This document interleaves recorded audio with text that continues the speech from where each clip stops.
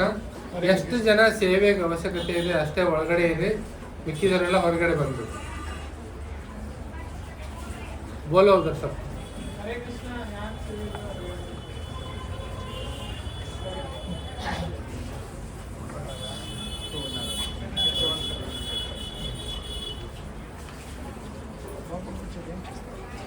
ओम अज्ञानतिमिरन्धस्य ज्ञानाञ्जनशलाकया चक्षुरुन्मीलितं येन तस्मै श्रीगुरवे नमः.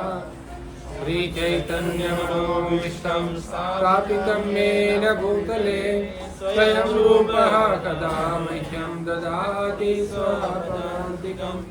वन्देऽहं श्रीगुरो श्रीयुताफलकमलं श्रीगुरोन् वैष्णवांश्च श्रीरूपं साग्रजातां सहगणा रघुनाथान्वितं तं सजीवं साद्वैतं सावधूतं परिजनसहितं कृष्णचैतन्यदेवं श्रीराधा कृष्णपादान् सहगणा ललिता श्रीविशाखान्वितांश्च.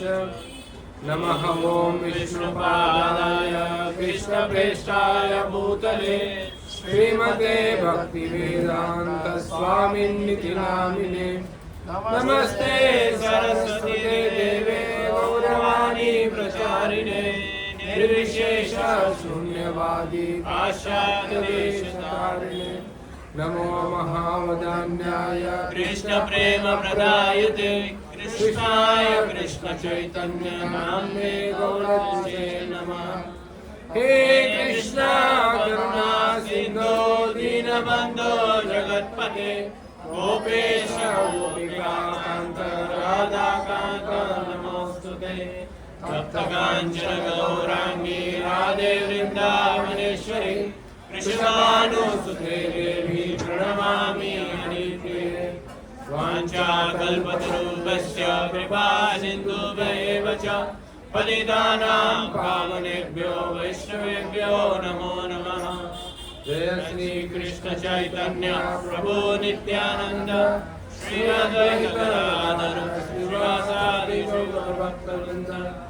हरे कृष्णा कृष्णा कृष्णा हरे हरे हरे राम राम राम हरे हरे. अब बैठो. हरे कृष्ण. ಒಳಗಡೆ ಶಾಂತತೆ ಆದ್ಮೇಲೆ ನಾವು ಇಲ್ಲಿ ಪ್ರವಚನ ಪ್ರಾರಂಭ ಮಾಡ್ತೀವಿ. ಅಲ್ಲ, ಯಾರು ಮಾತಾಡಬಾರ್ದಲ್ಲಿ, ಸ್ವಲ್ಪನೂ ಮಾತಾಡಂಗಿಲ್ಲ, ಹಾಗೆ ಸೇವೆ ಮಾಡಬೇಕು. ಆಮೇಲೆ ಎಷ್ಟು ಜನ ಅವಶ್ಯಕತೆ ಆಗಿದೆ ಅಷ್ಟೇ ಒಳಗಡೆ ಇದೆ. ಹೇಳಿದ್ದು ಶ್ರೀಕಾಂತ್, ಒಳಗಡೆ ನಮ್ದು ಕೇಳಿಸೋದಿಲ್ಲ, ಸ್ಪೀಕರ್ ಇಲ್ಲಿದೆ, ನಾನು ಹೇಳಿದ್ದಲ್ಲ ಒಳಗಡೆ.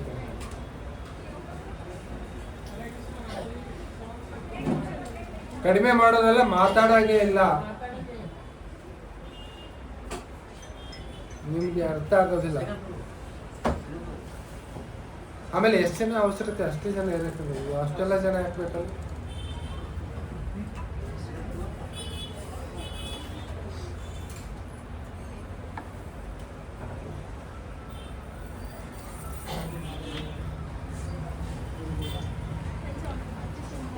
जय जय श्री चैतन्य जय नित्यानंद. जय जय श्री चैतन्य जय नित्यानंद.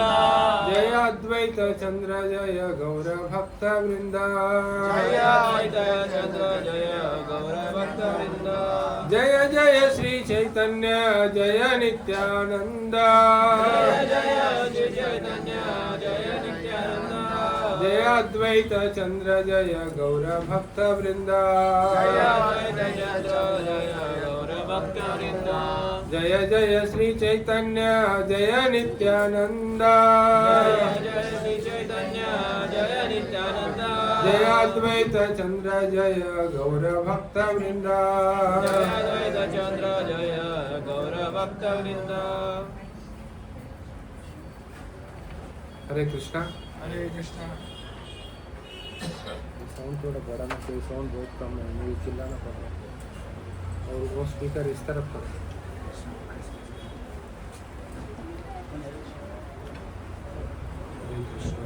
ಕೃಷ್ಣ ಕೃಷ್ಣ ಕೃಷ್ಣ ಹರೇ ರಾಮ ಹರೇ ರಾಮ ರಾಮ ಹರೇ ಕೃಷ್ಣ. ತಮ್ಮೆಲ್ಲರಿಗೂ ಈ ಗೌರ ಪೂರ್ಣಿಮೆ ಕಾರ್ಯಕ್ರಮಕ್ಕೆ ತುಂಬ ಆನಂದ ಸ್ವಾಗತ. ಇವತ್ತು ನಾವು ಶ್ರೀ ಚೈತನ್ಯ ಮಹಾಪ್ರಭುಗಳ 540ನೇ ಜನ್ಮ ಶತಮಾನೋತ್ಸವವನ್ನು ಆಚರಿಸಿದ್ದೇವೆ. ಶ್ರೀ ಚೈತನ್ಯ ಮಹಾಪ್ರಭುಗಳ ಜನ್ಮ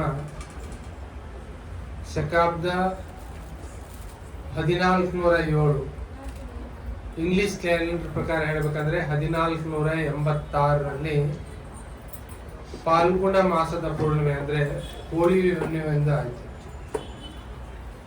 ಎಂದು ಪಾಲ್ಗುಣ ಮಾಸದ ಪೂರ್ಣಿಮೆ. ತಮಗೆಲ್ಲ ಗೊತ್ತಿದೆ, ಇವತ್ತು ಏನಿತ್ತು, ಚಂದ್ರಗ್ರಹಣ ಇತ್ತು. ಶ್ರೀ ಚೈತನ್ಯ ಮಹಾಪ್ರಭು ಹುಟ್ಟಬೇಕಾದ್ರೆ ಅವತ್ತು ಕೂಡ ಚಂದ್ರಗ್ರಹಣ ಇತ್ತು. ಅಮಾವಾಸ್ಯೆಗೆ ಏನಿರುತ್ತೆ, ಸೂರ್ಯಗ್ರಹಣ ಇರುತ್ತೆ, ಹುಣ್ಣಿಮೆಗೆ ಚಂದ್ರಗ್ರಹಣ. ಆಕ್ಚುಲಿ ಶಕಾಬ್ದ 1406, ಇಂಗ್ಲಿಷ್ ಕ್ಯಾಲೆಂಡರ್ ಪ್ರಕಾರ ಹೇಳಬೇಕಾದ್ರೆ 1485. ಆಗ ಮಾಘ ಮಾಸದಲ್ಲಿ ಶುಕ್ಲ ಪಕ್ಷದಲ್ಲಿ ಜಗನ್ನಾಥ ಮಿಶ್ರ, ಅವರ ತಂದೆ ಜಗನ್ನಾಥ ಮಿಶ್ರರ ಹೃದಯದಲ್ಲಿ ಪೂರ್ಣ ಪುರುಷೋತ್ತಮ ಭಗವಂತ ಶ್ರೀಕೃಷ್ಣ ರಾಧಾರಾಣಿ ಸಮೇತ ಜ್ಯೋತಿರ್ಧಾಮ ಅಂದ್ರೆ ಪೂರ್ತಿ ಆಧ್ಯಾತ್ಮಿಕ ಧಾಮ ಅವರ ಹೃದಯದಲ್ಲಿ ಪ್ರಕಟವಾಗುತ್ತೆ. ಅವರ ಹೃದಯದಿಂದ ಸಚಿಮಾತೆಯ ಹೃದಯಕ್ಕೆ ಅದು ಏನ್ ಹೇಳ್ತಾರೆ, ಟ್ರಾನ್ಸ್ಫರ್ ಏನಾಗುತ್ತೆ, ವರ್ಗಾವಣೆ ಆಗುತ್ತೆ. ವರ್ಗಾವಣೆ ಆಗುತ್ತೆ ಅಲ್ಲಿಂದ ಅವರ ಗರ್ಭಕ್ಕೆ. ಈ ರೀತಿ ಶಕಾಬ್ದ 1406ನೇ ಇಸ್ವಿಯಲ್ಲಿ ಏನಾಗುತ್ತೆ, ಅವರು ಗರ್ಭಧಾರಣೆ ಆಗುತ್ತೆ. 1407ನೇ ಇಸ್ವಿಯಲ್ಲಿ ಈಗ ಸಾಮಾನ್ಯವಾಗಿ ಮಗು ಎಷ್ಟನೇ ತಿಂಗಳಿಗೆ ಜನ್ಮ ಆಗುತ್ತೆ, 9 ರಿಂದ 10 ತಿಂಗಳೊಳಗೆ ಜನ್ಮ ಆಗುತ್ತೆ. 9 ತಿಂಗಳು ತುಂಬುತ್ತೆ, 9 ತಿಂಗಳು ಮುಗಿಯುತ್ತೆ, 10ನೇ ತಿಂಗಳು ಆಗುತ್ತೆ, 10ನೇ ತಿಂಗಳು ಮುಗಿಯುತ್ತೆ. ಮಗು ಜನ್ಮ ತಾಳು ಯಾವ ಲಕ್ಷಣಗಳು ಕಾಣಿಸ್ತಾ ಇಲ್ಲ ತಾಯಿಗೆ. ಆಮೇಲೆ 11 ತಿಂಗಳಾಗುತ್ತೆ, 11 ತಿಂಗಳು ಮುಗಿಯುತ್ತೆ, ಆದರೂ ಮಗುವಿನ ಜನ್ಮ ಆಗುತ್ತೆ. 12ನೇ ತಿಂಗಳು ಪ್ರಾರಂಭ ಆಗುತ್ತೆ, 12ನೇ ತಿಂಗಳು ಮುಗಿಲಿಕ್ಕೆ ಬರುತ್ತೆ. ಆವಾಗ ಕೂಡ ಮಗು ಜನ್ಮ ಆಗೋದಿಲ್ಲ. ಆಗ ತಂದೆ ತಾಯಿಗಳಿಗೆಲ್ಲ ಏನಾಗುತ್ತೆ, ತುಂಬಾ ಕಳವಳ ಆಗುತ್ತೆ, ಚಿಂತೆ ಆಗುತ್ತೆ. ಏನು ಈ ಮಗುವಿನ ಜನ್ಮನ ಆಗ್ತಾ ಇಲ್ಲ. ಇವತ್ತಿನ ಸಮಯ ಆದ್ರೆ ಏನ್ ಮಾಡಿಸ್ತಿದ್ರು, 10 ತಿಂಗಳಾದ ತಕ್ಷಣ 9ನೇ ತಿಂಗಳಂದು ನೋಡ್ತಾರೆ. 9 ತಿಂಗಳು ತುಂಬಿ 10ನೇ ತಿಂಗಳು ಬಿದ್ದುಬಿಟ್ರೆ ಇನ್ನೂ ಪ್ರಸವ ಆಗದೆ ಇದ್ರೆ ಏನ್ ಮಾಡ್ತಾರೆ, ಡಾಕ್ಟ್ರೇ ಮೊದಲೇ ಅಪಾಯಿಂಟ್ಮೆಂಟ್ ಕೊಟ್ಬಿಡ್ತಾರೆ ಅವರು. ಅವ್ರಿಗೆ ಯಾಕಂದ್ರೆ ಬಹಳ ಬಿಜಿ ಶೆಡ್ಯೂಲ್ ಇರುತ್ತೆ, ಒಂದ್ ದಿವಸದಲ್ಲಿ ಇಷ್ಟೆಲ್ಲ ಅವ್ರಿಗೆ ಪ್ರಸೂತಿ ಮಾಡೋದು ಇರುತ್ತೆ. ಅದಕ್ಕೋಸ್ಕರ ಅವ್ರು ಏನ್ ಮಾಡ್ಬಿಡ್ತಾರೆ, ನಿಮ್ ಡೇಟ್ ಇವತ್ತು, ಅದು ಅವ್ರ ಕನ್ವೀನಿಯನ್ಸ್ ಪ್ರಕಾರ ಏನ್ ಮಾಡ್ಬಿಡ್ತಾರೆ, ಡೇಟು ಡೆಲಿವರಿ ಟೈಮು ಎಲ್ಲ ಕೊಟ್ಬಿಡ್ತಾರೆ. ಇವತ್ತು ಹೋಗೋದಿದೆ, ಅರ್ಧ ಗಂಟೆಯಲ್ಲಿ ಕೆಲಸ ಮುಗಿಸ್ಬಿಡ್ತಾರೆ ಅವರು. ಯಾಕಂದ್ರೆ ಅವ್ರ ಟೈಮ್ ಈಸ್ ಮನಿ. ಈಗಿನ ಜಗತ್ತಿನಲ್ಲಿ ಏನು, ಸಮಯ ಅಂದ್ರೆ ದುಡ್ಡು ಇದು ಮಾಡೋದು. ಆದ್ರೆ ಇಲ್ಲಿ ಏನಾಯ್ತು, 12 ತಿಂಗಳು ಪೂರ್ತಿ ತುಂಬುತ್ತೆ, ಆದ್ರೂ ಮಗು ಜನ್ಮ ತಾಳ್ತಾ ಇದೆ. ಆಗ ಅವ್ರು ಏನ್ ಮಾಡ್ತಾರೆ, ನೀಲಾಂಬರ ಚಕ್ರವರ್ತಿ ಅವರ ತಂದೆ, ಆಕ್ಚುಲಿ ಸಚಿಮಾತೆಯ ತಂದೆ, ಚೈತನ್ಯ ಮಹಾಪ್ರಭುಗಳ ತಾತ, ಅವರು ತುಂಬಾ ವಿದ್ವಾಂಸರಾಗಿರ್ತಾರೆ ಮತ್ತು ಜ್ಯೋತಿಷ್ ಶಾಸ್ತ್ರಜ್ಞರಾಗಿರ್ತಾರೆ. ಆಗ ಅವ್ರಿಗೆ ಕರೆಸಿ ಕೇಳ್ತಾರೆ, ಏಕೆ ಈ ಮಗುವಿನ ಇನ್ನೂ ಜನ್ಮ ಆಗ್ತಾ ಇಲ್ಲ, 12 ತಿಂಗಳು ಆಯ್ತು. ಮಾಘ ಮಾಸದಲ್ಲಿ ಏನಾಗಿತ್ತು, ಮಗುವಿನಿಗೆ ಗರ್ಭಾಧಾನ ಆಗಿತ್ತು. ಈಗ ಇನ್ನುವರೆಗೆ ಆಗಲಿಲ್ಲ. ಇನ್ನು ಫಾಲ್ಗುಣ ಮಾಸ ಬಂತು ಅಂದರೆ 12 ತಿಂಗಳು ಪೂರ್ತಿ ತುಂಬಿದೆ, ಇನ್ನೂ ಆಗ್ತಾ ಇಲ್ಲ. ಆವಾಗ ಅವರೆಲ್ಲ ಗಣನೆ ಮಾಡ್ತಾರೆ. ಆ ಜ್ಯೋತಿಷ್ಯವನ್ನು ಇದು ಮಾಡಿಬಿಟ್ಟು ಅವರು ಮಾತಾಡಬೇಡಿ, ಯಾರು ಬಾತ್ ನೈ ಕರ್ನಾ.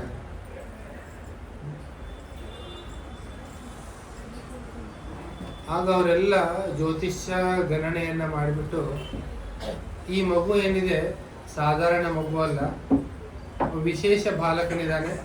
ಅವನು ಒಂದು ಒಳ್ಳೆಯ ಮುಹೂರ್ತಕ್ಕಾಗಿ, ಒಳ್ಳೆಯ ಗಳಿಗೆಗಾಗಿ ಅವನು ಏನ್ ಮಾಡ್ತಾ ಇದ್ದಾನೆ, ಕಾಯ್ತಾ ಇದ್ದಾನೆ. ಒಳ್ಳೆಯ ಗಳಿಗೆ ಬಂದಾಗ ಏನಾಗುತ್ತೆ, ಈ ಮಗು ಅವನು ಜನ್ಮ ತಾತಾನೆ ಅಂತ ಹೇಳ್ತಾನೆ. ಆ ಒಳ್ಳೆಯ ಗಳಿಗೆ ಯಾವಾಗ ಬರುತ್ತೆ ಅಂತೇಳಿ ತಂದೆ ತಾಯಿಗಳು ಕಾಯ್ತಾ ಇರ್ತಾರೆ. ಆ ಸಮಯದ ಏನಾಗುತ್ತೆ, ಈ ಫಾಲ್ಗುಣ ಪೂರ್ಣಿಮೆ ಬರುತ್ತೆ, ಅಂದ್ರೆ ಹೋಳಿ ಹುಣ್ಣಿಮೆ. ಹೋಳಿ ಹುಣ್ಣಿಮೆ ದಿವಸ ಅವತ್ತು ಏನಾಗುತ್ತೆ, ಇದೇ ರೀತಿ ಇವತ್ತೇನಿತ್ತಲ್ಲ ಹೋಳಿ ಹುಣ್ಣಿಮೆ ದಿವಸ ಏನಿದೆ, ಗ್ರಹಣ ಇರುತ್ತೆ, ಚಂದ್ರಗ್ರಹಣ. ಆಗ ರಾಹು ಏನ್ ಮಾಡ್ತಾನೆ, ಅವನು ಈ ಚಂದ್ರನನ್ನ ಸಂಪೂರ್ಣ ಮರೆಮಾಚಿ ಬಿಟ್ಟಿರ್ತಾನೆ. ಆ ಸಮಯದಲ್ಲಿ ನವದ್ವೀಪದ ಪರಿಸ್ಥಿತಿ ಯಾವ ರೀತಿ ಇತ್ತಂದ್ರೆ, ಅಲ್ಲಿ ಎಲ್ಲ ವೇದಾಂಗಗಳ ಒಂದು ಸಂಪೂರ್ಣ ಷಡಂಗಗಳ ಅಧ್ಯಯನ ಅಲ್ಲಿ ನಡೀತಾ ಇತ್ತು. ರಾಜ ಮಹಾರಾಜರೆಲ್ಲ ತಮ್ಮ ಆಸ್ಥಾನದ ಕವಿಗಳನ್ನ ನವದ್ವೀಪದ ಒಂದು ಪಂಡಿತರ ಹತ್ರ ವೇದ ಅಭ್ಯಾಸ ಮಾಡ್ಲಿಕ್ಕೆ ಕಳಿಸ್ತಾ ಇದ್ರು.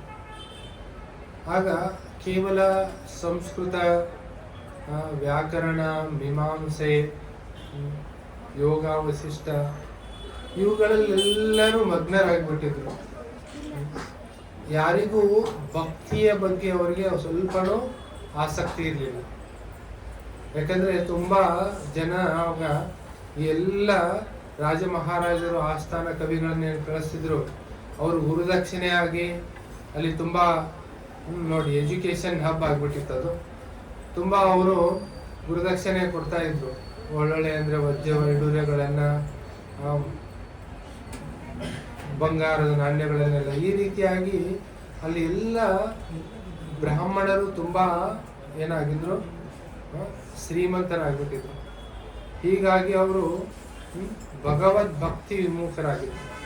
ಈಗ ನೋಡಿ, ಯಾರಾದ್ರೂ ತುಂಬಾ ಆಗರ್ಭ ಶ್ರೀಮಂತರಿದ್ದಾರೆ ಅಂದ್ರೆ ಹೆಚ್ಚು ಅವರಲ್ಲಿ ನಯ ವಿನಯ ಭಕ್ತಿ ಅದು ಬರೋದಿಲ್ಲ. ಅವರೆಲ್ಲ ಏನು ಎಲ್ಲ ಸುಖದ ಸುಪ್ಪತ್ತಿನಲ್ಲಿರ್ತಾರೆ. ದೇವರ ಗೋಜಲಿಗೆ ಅವ್ರು ಹೋಗಕ್ಕೆ ಹೋಗೋದಿಲ್ಲ. ಅದೇ ಕಷ್ಟದಲ್ಲಿರೋರು, ಕಷ್ಟದಲ್ಲಿದ್ದಾಗ ಅವ್ರು ಏನ್ ಮಾಡ್ತಾರೆ, ಭಗವಂತನ ಹತ್ರ ಬರ್ತಾರೆ. ಭಗವದ್ಗೀತೆಯಲ್ಲಿ ಭಗವಂತ ಹೇಳ್ತಾರೆ, 4 ಪ್ರಕಾರದ ಜನ ನನ್ನ ಹತ್ರ ಬರ್ತಾರೆ ಅಂತ. ಆರ್ತೋ ಅರ್ಥಾರ್ಥಿ ಜಿಜ್ಞಾಸು ಜ್ಞಾನೀಚ ಭರತರ್ಷಭ ಚತುರ್ವಿಧ ಭಜಂತೆ ಮಾಂ ಜನಾ ಸುಕೃತಿನೋ ಅರ್ಜುನ ಆರ್ತೋ ಜಿಜ್ಞಾಸುರಾರ್ಥಾರ್ಥಿ ಜ್ಞಾನೀಚ ಭರತರ್ಷಭ. 17ನೇ ಅಧ್ಯಾಯದಲ್ಲಿ ಭಗವಂತ ಯಾವ ಪ್ರಕಾರದ ಜನ ಬರ್ತಾರೆ ಭಗವಂತನ ಹತ್ರ? ಆರ್ತ ಅಂದ್ರೆ ತುಂಬಾ ಕಷ್ಟದಲ್ಲಿರೋರು. ಆಮೇಲೆ ಅರ್ಥಾರ್ಥಿ, ಯಾರಿಗೆ ದುಡ್ಡು ಬೇಕಾಗಿದೆ ಅಂದ್ರೆ ಸ್ವಲ್ಪ ಏನೋ ಕಷ್ಟ ಇದೆ, ತುಂಬಾ ಹಣ. ಜಿಜ್ಞಾಸು, ಆಮೇಲೆ ಭಗವಂತನ ಭಕ್ತಿ ಬಗ್ಗೆ ಜ್ಞಾನ ತಿಳ್ಕೊಳ್ಬೇಕನ್ನೋರು. ಆಮೇಲೆ ಜ್ಞಾನಿಗಳು, ಅವರು ಭಗವಂತನ. ಇವರೆಲ್ಲ ಯಾರು? ಸುಕೃತಿಗಳು, ಅಂದ್ರೆ ಅವರು ಪುಣ್ಯಾತ್ಮರು. ಭಗವಂತನ ಹತ್ರ ಯಾವುದೇ ರೂಪದಲ್ಲಿ ಬರೋರೇನೋ ಅವರು ಪುಣ್ಯಾತ್ಮರು. ಆದ್ರೆ ಅದೇ ಭಗವಂತ ಹೇಳ್ತಾರೆ, ಅದೇ 7ನೇ ಅಧ್ಯಾಯದಲ್ಲಿ ಏನು,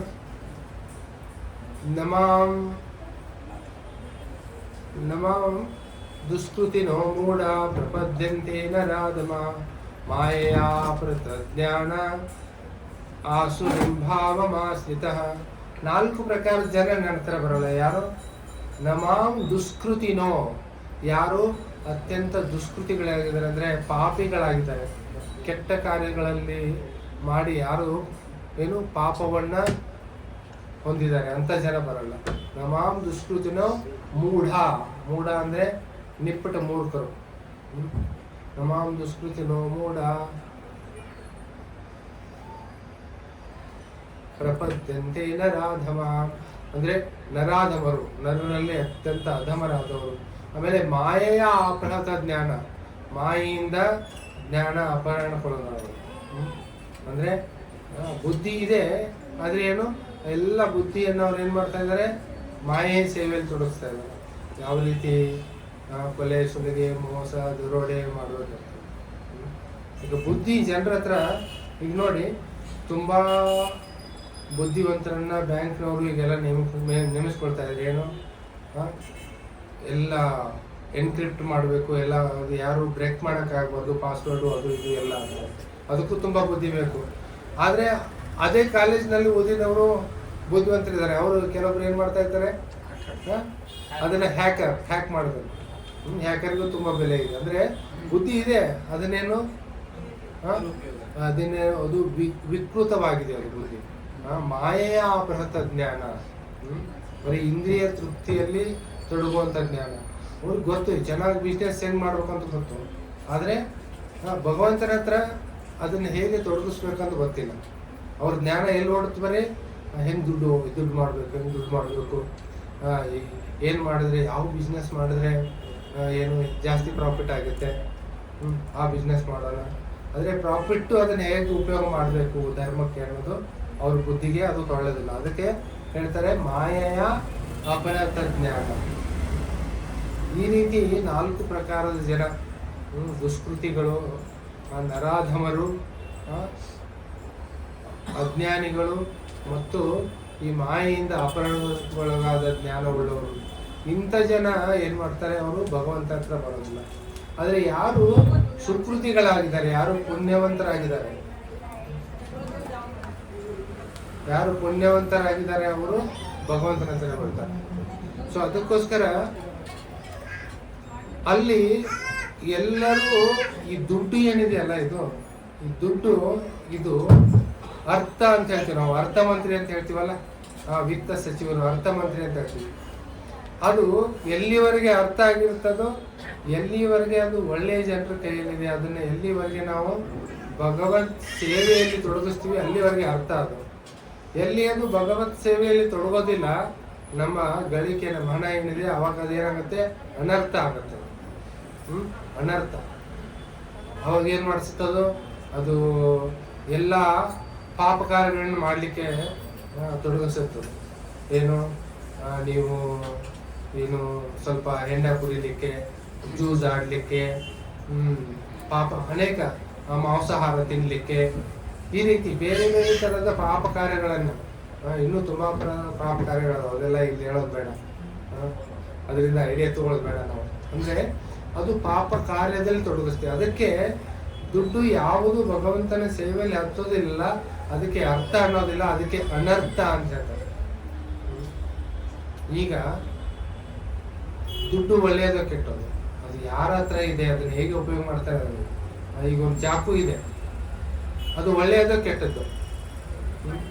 ಅದೇ ಒಂದು ಚಾಕು ಒಬ್ಬ ಸರ್ಜನ್ ಕೈಯಲ್ಲಿದ್ರೆ ಒಬ್ಬ ಪೇಷಂಟ್ ಅನ್ನ ಅದು ಉಳಿಸ್ಬೋದು. ಅದೇ ಒಂದು ಚಾಕು ಒಬ್ಬ ದರೋಡೆಕೋರನ ಹತ್ರ ಇದ್ರೆ ಎಷ್ಟೋ ಜೀವಗಳನ್ನ ತೆಗಿಬೋದು. ಅದಕ್ಕೋಸ್ಕರ ವಸ್ತುವಿನಲ್ಲಿ ಅದು ಕೆಟ್ಟದ್ದು ಒಳ್ಳೆಯದಂತಿಲ್ಲ, ಅದನ್ನ ನಾವು ಯಾವ ರೀತಿ ಉಪಯೋಗ ಮಾಡ್ತೀವಿ. ಬುದ್ಧಿ ಒಳ್ಳೆಯದು ಕೆಟ್ಟದ್ದು, ಅದನ್ನ ನಾವು ಯಾವ ರೀತಿ ಉಪಯೋಗ ಮಾಡ್ತೀವಿ ಅದ್ರ ಮೇಲೆ, ಅದು ಯಾರ ಕೈಯಲ್ಲಿದೆ, ಅದು ಯಾರ ಅವಗಾಹನೆಯಲ್ಲಿ ಇದೆ ಅನ್ನೋದ್ರ ಮೇಲೆ ಅದು ಒಳ್ಳೆಯದೋ ಕೆಟ್ಟದ್ದೋ ಅನ್ನೋದೇನಾಗುತ್ತೆ, ಅದು ನಿರ್ಭರವಾಗುತ್ತೆ. ಅದಕ್ಕೋಸ್ಕರ ಒಳ್ಳೆಯ ಜನರಲ್ಲಿ ಅದು ದುಡ್ಡಿದ್ರೆ ಭಗವತ್ ಸೇವೆಯಲ್ಲಿ ತೊಡಗುತ್ತೆ, ಇಲ್ಲಾಂದ್ರೆ ಅದು ಅನರ್ಥಗಳಲ್ಲಿ ತೊಡಗುತ್ತೆ. ಇಲ್ಲಿ ಏನಾಗಿತ್ತು, ನವದ್ವೀಪದಲ್ಲಿ ಆ ಸಮಯದಲ್ಲಿ ಜನ ಎಲ್ಲ ಅನರ್ಥದಲ್ಲಿ ತೊಡಗಿದ್ರು. ಏನಂದ್ರು, ಸ್ವಪ್ರತಿಷ್ಠೆಗೋಸ್ಕರ. ಅಲ್ಲಿ ತಮ್ಮ ಮಕ್ಕಳ ಮದುವೆ ಮಾಡ್ಬೇಕಂದ್ರೆ ಏನ್ ಮಾಡ್ತಾ ಇದ್ರು, ಸಿಕ್ಕಾಪಟ್ಟೆ ವಿಜೃಂಭಣೆಯಿಂದ ಮಾಡೋದು, ಸಂಪತ್ತನ್ನೆಲ್ಲ ಅದಕ್ಕೂ. ಯಾಕೆ, ಪ್ರತಿಷ್ಠೆ ತೋರಿಸ್ಲಿಕ್ಕೆ. ಏನಕ್ಕೆ, ಕೇವಲ ಪ್ರತಿಷ್ಠೆಗೋಸ್ಕರ. ಏನ್ ಪ್ರತಿಷ್ಠೆ, ಈಗ ಕೆಲವೊಂದಿಷ್ಟು ವರ್ಷಗಳ ಹಿಂದೆ ಈಗಲೂ ನಡೀತಾ ಇದೆ, ನಿಮ್ಗೆ ಗೊತ್ತಿಲ್ಲ. ನಮ್ಮ ಭಕ್ತರೊಬ್ಬರು ಡೆಲ್ಲಿಯಲ್ಲಿ ಮದುವೆಗೆ ಹೋಗಿದ್ರು. ಅವ್ರು ಹೇಳ್ತಾ ಇದ್ರು, ಅಲ್ಲಿ ಅವರು ಎಷ್ಟು ಪ್ಲೇಟ್ ಒನ್ ಪ್ಲೇಟ್ ಫುಡ್ ಅದಕ್ಕೆ ಎಷ್ಟು ಪೇಮೆಂಟ್ ಮಾಡಿದ್ದಾರೆ ಅನ್ನೋದ್ರ ಮೇಲೆ ಅವ್ರ ಗಣತೆ ನಿರ್ಧಾರ ಆಗುತ್ತೆ. ಅವರು ಯಾವ ಹಾಲಲ್ಲಿ ಮಾಡಿದ್ದಾರೆ, ಎಷ್ಟು ಲಕ್ಷ ಅದಕ್ಕೆ ಬಾಡಿಗೆ ಕೊಟ್ಟಿದ್ದಾರೆ, ಎಷ್ಟು ಲಕ್ಷದ ಡೆಕೋರೇಷನ್ ಮಾಡಿದ್ದಾರೆ, ಆ ಎಷ್ಟು ಲಕ್ಷದ್ದು ಏನು ಮಾಡಿದ್ದಾರೆ, ಫುಡ್ ಆರ್ಡರ್ ಮಾಡಿದ್ದಾರೆ. ಒಂದು ತಟ್ಟೆಗೆ 3,000, 3,500, 5,500, 6,000 ಇಷ್ಟು ದುಡ್ಡಿದೆ. 50-60 ರೂಪಾಯಲ್ಲಿ ಒಬ್ಬರದು ಪ್ರಸಾದ ಆಗ್ಬೋದು. ಬಹಳ ಚೆನ್ನಾಗಿ ಮಾಡಿದ್ರೆ 200-250 ರೂಪಾಯಿವರೆಗೂ ಆಗ್ಬೋದು. ಬಹಳ ಒಳ್ಳೆ ಆಹಾರಗಳೆಲ್ಲ ಇದ್ವು. ಆದರೆ ಅಲ್ಲಿ ಏನು ಒಬ್ಬರಿಗೆ ಎಷ್ಟು ಗೊತ್ತಾ, 5,000-6,000 ರೂಪಾಯಿ ಒಂದು ತಟ್ಟೆಗೆ. ಆಮೇಲೆ ಜನ ತಟ್ಟೆಯಲ್ಲಿ ಹಾಕೊಂಡು ಏನು ಮಾಡೋದಿಲ್ಲ, ಅದು ಪೂರ್ತಿ ತಿನ್ನೋದು ಇಲ್ಲ. ಪೂರ್ತಿ ತಿಂದ್ಬಿಟ್ರೆ ಇವನು ಕಂಡಿದಾನೋ ಇಲ್ಲೋ ಅಂತಾರೆ. ಅದು ಚೆಲ್ಲು ಹೋಗ್ಬೇಕಾದ್ರು. ತಿಂದದಕ್ಕಿಂತ ಡಸ್ಟ್ಬಿನ್ನಲ್ಲೇ ಜಾಸ್ತಿ ಇರುತ್ತೆ. ಅದಕ್ಕೆ ಅವ್ರು ಏನು ತಿಳ್ಕೊಳ್ತಾರೆ, ದೊಡ್ಡ ಪ್ರತಿಷ್ಠೆ. ಯಾರೋ ಒಬ್ರು ರಾಜಕೀಯದವ್ರು ನಮ್ಮ ಕರ್ನಾಟಕದಿಂದಾನೆ ಅವ್ರು ಏನು ಮಾಡಿದ್ರು, ಅವ್ರ ಮನೆಯಲ್ಲಿ ಮದುವೆಗೆ, ಮಗಳ ಮದುವೆ ಅನಿಸುತ್ತೆ, ಎಷ್ಟು ಇನ್ವಿಟೇಷನ್ ಕಾರ್ಡ್ ಒಂದೊಂದು 5,000 ರೂಪಾಯಿಗಿತ್ತು. ಇನ್ವಿಟೇಷನ್ ಕಾರ್ಡ್ ಎಷ್ಟಿತ್ತು ನಮಗೆ ಗೊತ್ತಿದ್ದು, ಅಂದರೆ ಅವರು ಹೇಳಿದ್ರು. ಅವರು ಎಷ್ಟೇ ಒಂದು ಏನು ಮಾಡಿದ್ರು, ಅವರು ಎಷ್ಟೇ 1,000 ಕೋಟಿ ಖರ್ಚು ಮಾಡಿದ್ದಾರೆ. ಸರ್ಕಾರಕ್ಕೆ ಕೊಟ್ಟಿದ್ದೇ ಲೆಕ್ಕ ಅವರು 1,000 ಕೋಟಿ ಎಷ್ಟೋ ಕೊಟ್ಟಿದ್ದಾರೆ. 1,000 ಕೋಟಿ ಒಂದು ಮದುವೆಗೆ. ಅದರಲ್ಲಿ ಎಷ್ಟೋ ಜನರ ಏನಿದೆ ಜೀವನ ಆಗ್ಬಿಡ್ಬೋದಾಗಿತ್ತು, ಎಷ್ಟೋ ಮದುವೆಗಳಾಗ್ಬೋದಾಗಿತ್ತು. ಅದಕ್ಕೋಸ್ಕರ ಆ ರೀತಿಯ ಒಂದು ಪ್ರತಿಷ್ಠೆಯಲ್ಲಿ ನವದ್ವೀಪದಲ್ಲಿ ಜನ ತೊಡಗಿದ್ರು. ಅವ್ರಿಗೆ ಮಕ್ಕಳಿಲ್ಲ ಅಂದ್ರೆ ಏನ್ ಮಾಡ್ತಿದ್ರು ಗೊತ್ತಾ, ತಮ್ಮ ಬೆಕ್ಕು ಖರೀದಿ ಮಾಡಿ ಬೆಕ್ಕಿಗೆ ಮದುವೆ ಮಾಡ್ತಿದ್ರು, ಅಥವಾ ನಾಯಿಗೆ ಮದುವೆ ಮಾಡಿಸ್ತಾ ಇದ್ರು. ಅದ್ರೊಳಗೂ ಆ ರೀತಿ ಪ್ರತಿಷ್ಠೆ ತೋರಿಸ್ಕೊಳ್ಳೋಕೆ ಜನರಿಗೆ ಕರೆಯೋದು, ಅವ್ರಿಗೆಲ್ಲ ಏನ್ ಮಾಡೋದು, ಕಾಸ್ಟ್ಲಿ ಗಿಫ್ಟ್ ಕೊಡೋದು, ಕಾಸ್ಟ್ಲಿ ಊಟ ಹಾಕ್ಸೋದು, ಇದೆಲ್ಲ ಮಾಡ್ತಾ ಇದ್ರು. ಅಂದ್ರೆ ಸಂಪೂರ್ಣ ಭಗವದ್ ವಿಮುಖರಾಗಿದ್ರು.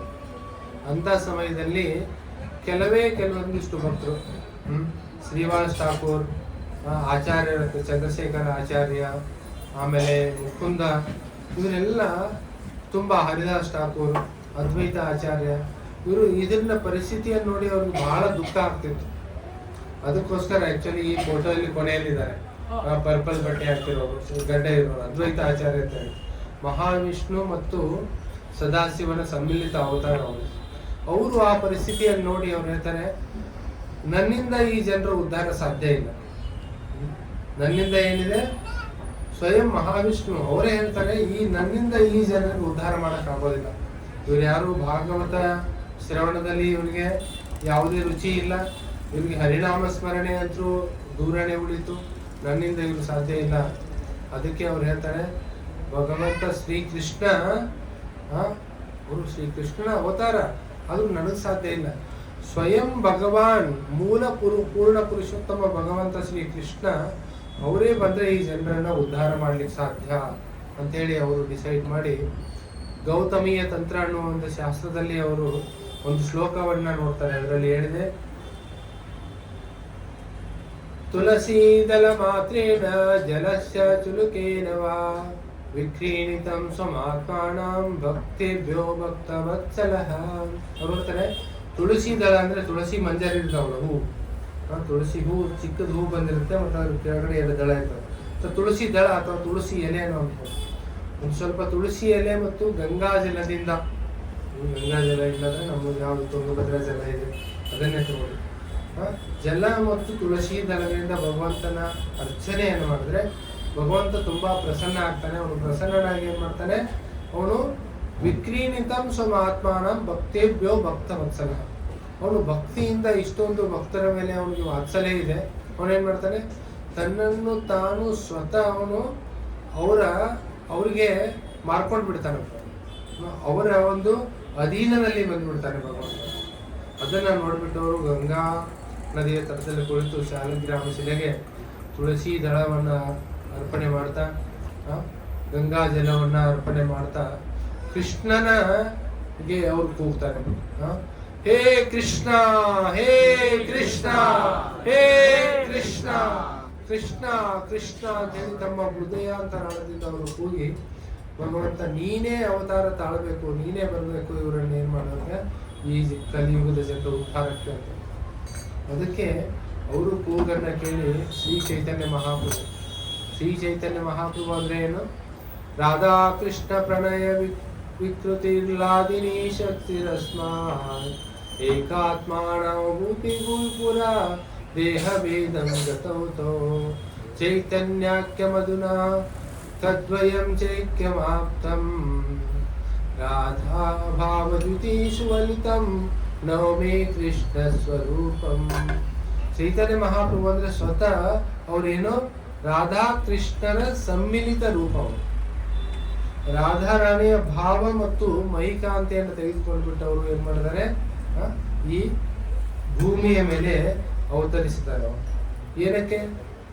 ಆ ಅನರ್ಪಿತ ಚಿರಿಂ ಚಿರಾತ್ ಕರುಣಯಾವತೀರ್ಣೌ ಕಲೌ ಸಮರ್ಪಯಿತುಂ ಉನ್ನತ ಉಜ್ವಲ ರಸಾಂ ಸ್ವಭಕ್ತಿ ಶ್ರಿಯಾಂ ಹರಿ ಪುರಟ ಸುಂದರ ದ್ಯುತಿ ಕದಂಬ ಸಂದೀಪಿತಃ ಸದಾ ಹೃದಯ ಕಂದರೇ ಸ್ಫುರತೋ ಸಚಿನಂದನ. ಅನರ್ಪಿತ ಚರಿಂ ಚಿರಾತ್, ತುಂಬಾ ಕಾಲದಿಂದ ಏನು ಅರ್ಪಣೆ ಮಾಡಲಾಗಿಲ್ಲ. ಏನು? ಸ್ವಭಕ್ತಿ ಶ್ರೀಯಾಮ್, ಅವರ ಸ್ವಭಕ್ತಿ ಅಂದ್ರೆ ಶ್ರೀಕೃಷ್ಣನಿಗೆ ಭಕ್ತಿಯ ಒಂದು ಈ ಐಶ್ವರ್ಯವನ್ನ ಯಾರಿಗೂ ಅವರು ತುಂಬಾ ಸಮಯದವರೆಗೆ ಅರ್ಪಣೆ ಮಾಡಲಿಲ್ಲ. ಅದನ್ನ ಅರ್ಪಣೆ ಮಾಡಲಿಕ್ಕೆ ಅವರು ಹರಿ ಪುರಟ ಸುಂದರ ಅಂದ್ರೆ ದ್ಯುತಿ ಕದಂಬ ಸಂದೀಪಿತ. ಕದಂಬ ಕದಂಬ ಗೊತ್ತಾ ನಿಮ್ಗೆ? ಅಂದ್ರೆ ಇದು ಮೋಲ್ಟನ್ ಗೋಲ್ಡ್ ತರ, ಅದು ಹೂವಿನ ಕಲರ್ ಬಣ್ಣ. ಆ ಒಂದು ಏನ್ ಹೇಳ್ತಾರೆ ನೀವು, ಕಾಂಚನ ಅಥವಾ ಈ ಸುವರ್ಣವನ್ನ ಕುದಿಸಿದಾಗ ನಮಗೆ ಬಣ್ಣ ಬರುತ್ತಲ್ಲ, ಆ ರೂಪದಲ್ಲಿ ಬಣ್ಣ. ಏನಕ್ಕೆ? ನಮಗೆಲ್ಲರಿಗೂ ಅವರು ಈ ಹರಿನಾಮವನ್ನು ಕೊಡ್ಬೇಕು. ಅದಕ್ಕೆ ಅವರು ಒಳ್ಳೆಯ ಗಳಿಗೆಗೋಸ್ಕರ, ಒಳ್ಳೆಯ ಮುಹೂರ್ತಕ್ಕೋಸ್ಕರ ವೇಟ್ ಮಾಡ್ತಾ ಇದ್ರು. ಅವಾಗ ಏನ್ ಬಂತು? ಈ ಪಾಲ್ಗುಣ ಪೂರ್ಣಿಮೆ ಬಂತು. ಅವತ್ತು ಚಂದ್ರಗ್ರಹಣ ಇತ್ತು. ಚಂದ್ರಗ್ರಹಣ ದಿವಸ ಎಲ್ಲ ಭಗವದ್ ವಿಮುಖರಾದಂತ ಜನರು ಕೂಡ ಏನ್ ಮಾಡ್ತಾ ಇದ್ರು? ಅವರು ಗ್ರಹಣದ ಭಯದಿಂದ ಗಂಗಾ ನದಿಯಲ್ಲಿ ತಮ್ಮ ಸೊಂಟದವರೆಗೆ ನೀರಲ್ಲಿ ನಿಂತುಬಿಟ್ಟು ಮಿಂದು ಬಿಟ್ಟು ಏನ್ ಮಾಡ್ತಾ ಇದ್ರು? ಹರೇ ಕೃಷ್ಣ ಕೃಷ್ಣ ಕೃಷ್ಣ ಹರೇ ಹರೇ, ಹರೇ ರಾಮ ರಾಮ ರಾಮ ಹರೇ ಹರೇ. ಇದು ಭಗವಂತನ ನಾಮಸ್ಮರಣೆಯನ್ನ ಮಾಡ್ತಾ ಇದ್ರು ಪ್ರತಿಯೊಬ್ಬರು. ಎಲ್ಲ ನಿಂದಕರು, ಎಲ್ಲ ಏನ್ ಹೇಳ್ತಾರೆ ನೀವು, ನಾಸ್ತಿಕರು, ಧಾಂಬಿಕರು, ಎಲ್ಲ ತರ ಜನ, ವೈದಿಕರು, ಎಲ್ಲ ಜನ ಏನ್ ಮಾಡ್ತಾ ಇದ್ರು? ಗಂಗೆಯಲ್ಲಿ ಮುಂದೆ ಬಿಟ್ಟು ಅವರು ಭಗವಂತನ ನಾಮಸ್ಮರಣೆ ಮಾಡ್ತಾ ಇದ್ರು. ಹರೇ ಕೃಷ್ಣ ಕೃಷ್ಣ ಕೃಷ್ಣ ಹರೇ ಹರೇ, ಹರೇ ರಾಮ ರಾಮ ರಾಮ ಹರೇ ಹರೇ. ಇದನ್ನ ನೋಡ್ಬಿಟ್ಟು ಅಲ್ಲಿ ಇದ್ರಲ್ಲ ಯಾರು ಸ್ವಲ್ಪ ಯವನರು, ಮ್ಲೆಚ್ಚರು ಎಲ್ಲ ಇದ್ರು. ಅಂದ್ರೆ ಅನ್ಯ ಧರ್ಮೀಯರು, ವಿಶೇಷವಾಗಿ ಆ ಸಮಯದಲ್ಲಿ ಮುಸ್ಲಿಂ ಪಂಥದವರು ತುಂಬಾ ಜನ ಇದ್ರು ನವದ್ವೀಪದಲ್ಲಿ. ಅವರು ನೋಡ್ಬಿಟ್ಟು ಹೇಳ್ತಾ ಇದ್ರು, ಅರೆ ಇನ್ಕೋ ಕ್ಯಾ ಹೋಗ ರೇ ಬಾಬಾ, ಜಿಂದೋಕೋ ಏನೋ ಕ್ಯಾ ಕರ ಹರಿ ಹರಿ ಬೋಲಲ್ಲ, ಏನೋ ಹರಿ ಹರಿ ಅಂತ ಇದ್ದಾರೆ, ಹರೇ ಕೃಷ್ಣ ಏನ್ ಹೇಳ್ತಾ ಇದ್ದಾರೆ ಇವ್ರು ಅಂತೇಳಿ ಅವರು ಕೂಡ ಭಗವಂತನ ನಾಮಸ್ಮರಣೆ ಮಾಡ್ತಾ ಇದ್ರು. ಯಾರು? ಹರಿ ಹರಿ ಹರಿ ಹರಿ ಹರಿ ಹರಿ ಹರಿ ಹರಿ ಹರಿ ಹರಿ. ಅಲ್ಲಿ ಮುಸ್ಲಿಮರು ಹೇಳ್ತಾ ಇದ್ರು, ನಮ್ಮವರು ಹೇಳ್ತಾ ಇಲ್ಲ. ಅದೇ ಕಷ್ಟ ಕಲಿಯುಗದಲ್ಲಿ. ಹರಿ ಹರಿ ಹರಿ ಹರಿ ಕಲಿಯುಗದಲ್ಲಿ ಹೇಳಲಾಗಿದೆ. ನೀವು ಜಗಾಯಿ ಮದಾಯಿ ಗೊತ್ತಿರ್ಬೇಕು, ಅತ್ಯಂತ ಗಡಗೋರ ಪಾಪದ ಯುಗ ಇದು. ಈಗ ನೋಡಿ, ಎಲ್ಲ ಕಡೆ ಯುದ್ಧ ನಡೆದಿದೆ, ಜಗತ್ತಿನಾದ್ಯಂತ ಯುದ್ಧ ನಡೆದಿದೆ. ಎಲ್ಲಿ ಯುದ್ಧ ನಡೆದಿಲ್ಲ ಹೇಳಿ? ಪಾಕಿಸ್ತಾನ, ಅಫ್ಘಾನಿಸ್ತಾನ ಯುದ್ಧ ನಡೆದಿದೆ. ನಮ್ಮ ಎಡಕ್ಕೆ ಬಲಕ್ಕೆ ಎಲ್ಲ ಕಡೆ ಯುದ್ಧನೇ ನಡೆದಿದೆ. ಕೆಳಗೆ ಮೇಲೆ ಅಷ್ಟೇ ಹತ್ತೋರು ಉಳಿದಿದೆ ಈಗ ಅಷ್ಟೇ. ಎಡಕ್ಕೆ ಬಲಕ್ಕೆ ಯುದ್ಧ ನಡೆದಿದೆ. ಇಲ್ಲಿ ರಷ್ಯಾ ಮತ್ತು ಯುಕ್ರೇನ್ ಯುದ್ಧ ನಡೆದಿದೆ. ನಮ್ಮ ಬಲಕ್ಕೆ, ಎಡಕ್ಕೆ ಅಫ್ಘಾನಿಸ್ತಾನ್, ಪಾಕಿಸ್ತಾನದಲ್ಲಿ ಯುದ್ಧ ನಡೆದಿದೆ. ಆಮೇಲೆ ಈಗ ಮಿಡ್ಲ್ ಈಸ್ಟ್ ಅಲ್ಲಿ ಇರಾನ್ ಮೇಲೆ ಇಸ್ರೇಲ್ ಮತ್ತು ಅವ್ರು ದಾಳಿ ಮಾಡ್ತಾ ಇದ್ದಾರೆ. ಸ್ವಲ್ಪ ನ್ಯೂಜಿಲೆಂಡ್ ಆಸ್ಟ್ರೇಲಿಯಾದವರು ಸ್ವಲ್ಪ ದೂರ ಇದ್ದಾರೆ ಅವರು, ಅದಕ್ಕೆ ಸ್ವಲ್ಪ ಉಳ್ಕೊಂಡಾರೆ, ಅದ್ರೊಳಗೆ ಬಂದಿಲ್ಲ ಇನ್ನು. ಅವರು ಬರ್ತಾರೆ. ಫ್ರಾನ್ಸ್ನವರು ಎಂಟ್ರು ಕೊಟ್ಟಿದ್ದಾರೆ ಈಗ. ಕಲಿಯುಗ ಅಂದ್ರೆ ಕಲಹದ ಯುಗ. ಇದು ಏನು? ಜಗಳ. ಎಲ್ಲದಕ್ಕೂ ಏನು? ಕಾಲಿಗೆ ಕೆದರಿ ಜಗಳ ಮಾಡೋದು, ಕಾಲಿಗೆ ಕೆದರಿ ಜಗಳ ಮಾಡೋದು. ಅದರೊಳಗೆ ಕಲಿಯುಗದ ಒಬ್ಬ ಇವನು ಬಂದಾನೀಗ, ಬಾಸ್. ಅವನ ಹೆಸರು ಏನು? ಅವನೇನ್ ಮಾಡ್ತಾ ಇದ್ದಾನೆ? ಎಲ್ಲರಿಗೂ ಒಂದ್ ಯಾವ್ದೋ ನನಗೆ ಯಾರೋ ವಾಟ್ಸಪ್ ಅಲ್ಲಿ ಒಂದು ಇಮೇಜ್ ಕಳಿಸಿದ್ರು, ನೋಡಿದ್ರೆ ಅದು ಜನವರಿ ಒಳಗೆ ಈ ದೇಶದ ರಾಜ್ಯನ ಅವನು ಏನ್ ಮಾಡದ? ಅಪಹರಣ ಮಾಡದ, ಬಂಧಿಸಿದ, ಏನೋ ಮಾಡದ. ಫೆಬ್ರವರಿ ಒಳಗೆ ಇದಾಯ್ತು, ಮಾರ್ಚು, ಏಪ್ರಿಲು, ನೆಕ್ಸ್ಟ್ ಎಲ್ಲ 2026 ಕ್ಯಾಲೆಂಡರ್ ಕೊಟ್ಬಿಟ್ಟಾರಲ್ಲಿ. ನೆಕ್ಸ್ಟ್ ಯಾರು ಅಂತೇಳಿ ಪೂರ್ತಿ ಕೊಟ್ಟಿಲ್ಲ, ಇಲ್ಲಿಂದ ಗ್ಯಾಪ್ಸ್ ಇದೆ. ಅಂದ್ರೆ ಕಲಿಯುಗ ಅಂದ್ರೆ ಕಲಹದ ಯುಗ. ಇದು ಕಾಲಕ್ಕೆ ಎದುರು ಏನು ಮಾಡೋದು? ಜಗಳ ಮಾಡೋದು, ಹೊಂದಾಣಿಕೆ ಎಲ್ಲೂ ಇಲ್ಲ. ಅಂತ ಸಮಯದಲ್ಲಿ ಏನ್ ಮಾಡಿದ್ರು? ಅಂತ ಜನರಿಗೆ ಈ ಕಲಹವನ್ನ ಕಡಿಮೆ ಮಾಡ್ಲಿಕ್ಕೆ, ಜನರಲ್ಲಿ ಹೊಂದಾಣಿಕೆ ಮೂಡಿಸ್ಲಿಕ್ಕೆ ಬಂದಿದ್ದು ಯಾರು? ಶ್ರೀ ಚೈತನ್ಯ ಮಹಾಪ್ರಭುಗಳು. ಈಗ ಎಲ್ಲವೂ ಹರಿನಾಮ ಮೊಳಗ್ತಾ ಇದೆ, ಎಲ್ಲ ಕಡೆ ಹರಿನಾಮ ಸ್ಮರಣೆ ಆಗ್ತಾ ಇದೆ. ಆ ಸಮಯದಲ್ಲಿ ಕಲಿಯುಗದ ಯುಗಾವತಾರವಾಗಿ, ಕಲಿಯುಗದ ಪ್ರವರ್ತಕರಾಗಿ, ಯುಗಧರ್ಮ ಪ್ರವರ್ತಕರಾಗಿ ಶ್ರೀ ಚೈತನ್ಯ ಮಹಾಪ್ರಭುಗಳು ತಮ್ಮ 13 ತಿಂಗಳ ತಾಯಿಯ ಗರ್ಭದಲ್ಲಿ ಇದ್ಬಿಟ್ಟು, ಈ ಯಾರು ಒಳ್ಳೆಯ ಗಳಿಗೆ, ಒಳ್ಳೆಯ ಮುಹೂರ್ತಕ್ಕಾಗಿ ಕಾಯ್ತಾ ಇದ್ರು, ಅವರು ಏನ್ ಮಾಡಿದ್ರು? ಗ್ರಹಣದ ಸಮಯದಲ್ಲಿ ಜನ್ಮ ತಾಳು. ಇವತ್ತು ಕೂಡ ಚಂದ್ರೋದಯ ಆದಾಗ ಏನಿತ್ತು? ಗ್ರಹಣದ ಸ್ಪರ್ಶ ಇತ್ತು. 6:48 ಆ ಗ್ರಹಣ ಸ್ಪರ್ಶವಾಗಿ ಚಂದ್ರೋದಯ ಆದ, ಆಮೇಲೆ ಗ್ರಹಣ ಬಿಡ್ತು.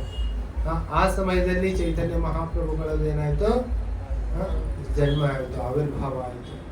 ಆಗೆಲ್ರು ಏನ್ ಮಾಡ್ತಾ ಇದ್ರು? ಹರೇ ಕೃಷ್ಣ ಹರೇ ಕೃಷ್ಣ ಕೃಷ್ಣ ಕೃಷ್ಣ ಹರೇ ಹರೇ, ಹರೇ ರಾಮ ರಾಮ ರಾಮ ಹರೇ ಹರೇ ಅಂತೇಳಿ ಎಲ್ಲರೂ ಕೀರ್ತನೆ ಮಾಡ್ತಾ ಇದ್ರು. ಎಲ್ಲರ ಸಾತ್ವಿಕರು, ನಾಸ್ತಿಕರು, ವೈದಿಕರು, ಅವೈದಿಕರು ಎಲ್ಲ ಜನ ಅವ್ರು ಏನ್ ಮಾಡ್ತಾ ಇದ್ರು? ಭಗವಂತನ ನಾಮಸ್ಮರಣೆ ಮಾಡ್ತಾ ಇದ್ರು. ಅಂತ ಒಂದು ಉತ್ತಮಗಳಿಗೆ ಮತ್ತಿಂದ ಏನೂ ಇಲ್ಲ. ಭಾಗವತದಲ್ಲಿ ಹೇಳಾಗಿದೆ ಏನು? ಮಂತ್ರದ ತಂತ್ರ ಸಚ್ಚಿದ್ರಂ ದೇಶ ಕಾಲಾರ್ಥ ವಸ್ತುನಃ ಸರ್ವಂ ಭವತಿ ನಿಶ್ಚಿತ್ರಂ ಅನುಸಂಕೀರ್ತನಂ ತವ. ಮಂತ್ರತಸ್ತಂತ್ರತಶ್ಚಿತ್ರಂ ಅಂದ್ರೆ ನಾವು ಕೆಲವೊಂದು ಪೂಜೆ ಪುನಸ್ಕಾರ ಯಜ್ಞ ಯಾಗಾದಿಗಳನ್ನ ಮಾಡ್ಬೇಕಾದ್ರೆ ಮಂತ್ರಗಳಲ್ಲಿ ಲೋಪದೋಷಗಳಿರ್ಬೋದು, ಕಾರ್ಯವಿಧಾನಗಳಲ್ಲಿ ಲೋಪದೋಷಗಳಾಗ್ಬೋದು. ತಂತ್ರದ ಸಿದ್ಧಂ ದೇಶ ಕಾಲಾರ್ಥ ವಸ್ತುನಿ ಅಂದ್ರೆ ಸ್ಥಳ ಅಥವಾ ಸಮಯ, ಆಮೇಲೆ ವಸ್ತುಗಳು, ದ್ರವ್ಯಗಳು, ನಾವೇನು ನೈವೇದ್ಯ ಮಾಡ್ತೀವೋ ಅಥವಾ ನಾವೇನು ಈಗ ಯಜ್ಞದಲ್ಲಿ ಹಾಕ್ತೀವಿ ಅಂತ ದ್ರವ್ಯಗಳು, ಅವುಗಳಲ್ಲೆಲ್ಲ ಏನು ಲೋಪದೋಷಗಳಿರ್ಬೋದು. ಆದ್ರೆ ಸರ್ವಂ ಭವತಿ ನಿಶ್ಚಿದ್ರಂ, ಎಲ್ಲವೂ ನಿಶ್ಚಿದ್ರ ಅಂದ್ರೆ ಎಲ್ಲವೂ ದೋಷರಹಿತವಾಗುತ್ತೆ. ಏನಿಂದ ಏನ್ ಮಾಡೋದ್ರಿಂದ? ಅನುಸಂಕೀರ್ತನ ಅಂತವ, ಸತತವಾಗಿ ಭಗವಂತನ ನಾಮಸ್ಮರಣೆಯನ್ನು ಮಾಡೋದ್ರಿಂದ. ನಾನು ಶನಿವಾರ ಹೇಳಿದ್ದೆ, ತುಂಬಾ ಕಡಿಮೆ ಭಕ್ತರು ಬಂದ್ರು ಇವತ್ತು. ನಾವು ಈಗ ಗ್ರಹಣ ಸಮಯದಲ್ಲಿ ಪೂರ್ತಿ ಇಲ್ಲಿ ಏನ್ ಮಾಡ್ತಾ ಇದ್ವಿ? ನಾವು ಕೀರ್ತನೆಯನ್ನ ಮಾಡ್ತಾ ಇದ್ವಿ. ಕಂಟಿನ್ಯೂಸ್ ಆಗಿ ನಾವು ಕೀರ್ತನೆಯನ್ನ ಮಾಡ್ತಾ ಇದ್ವಿ. ಹರೇ ಕೃಷ್ಣ ಕೃಷ್ಣ ಕೃಷ್ಣ ಹರೇ ಹರೇ, ಹರೇ ರಾಮ ರಾಮ ರಾಮ ಹರೇ ಹರೇ. ಕೀರ್ತನೆ ಮಾಡಿದ್ವಿ, ಪ್ರವಚನ ಮಾಡಿದ್ವಿ, ಕಥಾ ಮಾಡಿದ್ವಿ. ಇದು ಏನಿತ್ತು? ಇದು ನಡೀತಾ ಇತ್ತು. ಈ ನಾಮಸ್ಮರಣೆಯನ್ನ ಮಾಡೋದ್ರಿಂದ ಏನಾಗುತ್ತೆ? ಎಲ್ಲವೂ ದೋಷರಹಿತವಾಗುತ್ತೆ.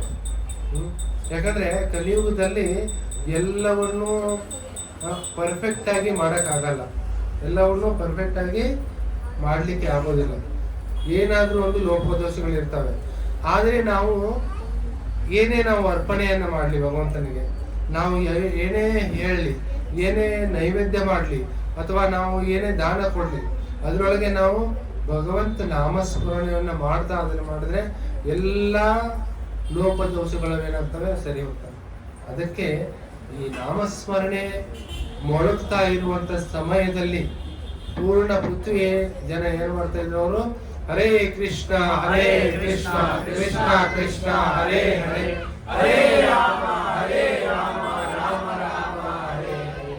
ಈ ನಾಮಸ್ಮರಣೆ ಎಲ್ಲರೂ ಮಾಡ್ತಾ ಇರ್ಬೇಕಾದ್ರೆ ಹಿಂದೂಗಳನ್ನ ಇಮಿಟೇಟ್ ಮಾಡಿ ಅವ್ರಿಗೆ ಅಥವಾ ಅಪಹಾಸ್ಯ ಮಾಡ್ತಾ ಮುಸ್ಲಿಮರು ಕೂಡ ಹೇಳ್ತಾ ಇದ್ರು. ಅಂತ ಸಮಯದಲ್ಲಿ ಅವನ್ನ ನೋಡ್ಕೊಂಡ್ಬಿಟ್ಟು ಚೈತನ್ಯ ಮಹಾಪ್ರಭುಗಳು ಅವರು ಜನ್ಮವನ್ನು ತಾಳ್ತಾರೆ.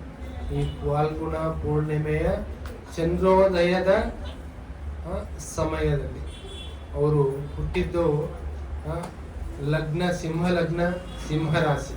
ಇವತ್ತು ಕೂಡ ಸಿಂಹ ರಾಶಿ ಇತ್ತು, ನಿಮ್ಗೆ ಗೊತ್ತಾ? ಇವತ್ತು ಕೂಡ ಸಿಂಹ ರಾಶಿ ಇದೆ. ಇದು ಬಹಳ ಆಸ್ಪೀಸಿಯಸ್ ಇದೆ, ತುಂಬಾ ಒಂದು ಮಂಗಳಕರವಾದದ್ದು. 540 ನಮ್ಗಂದ್ರೆ ನಮ್ಮ ಒಂದು ತಿಳುವಳಿಕೆ ಬಂದ್ಮೇಲೆ ನಾವು ಆಚರಣೆ ಮಾಡ್ತಾ ಮೊದಲನೇ ಸಾರಿ ಈ ರೀತಿ ಬಂದಿದೆ. 26 ವರ್ಷದಿಂದ ಇದು ಪೂರ್ಣಿಮಾ ಕಾರ್ಯಕ್ರಮಗಳು ಮಾಡ್ತಾ ಇದ್ವಿ. ಅದರಲ್ಲಿ ಮೊದಲನೇ ಬಾರಿಗೆ ಈ ರೀತಿ ಬಂದಿದೆ.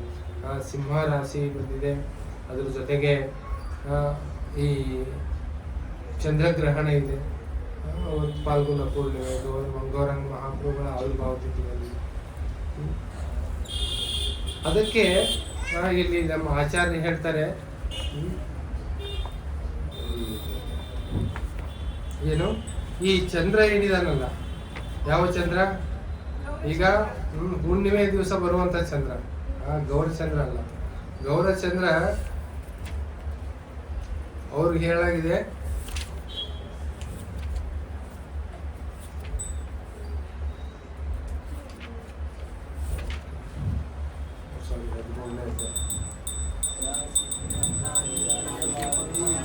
ಅಂದ್ರೆ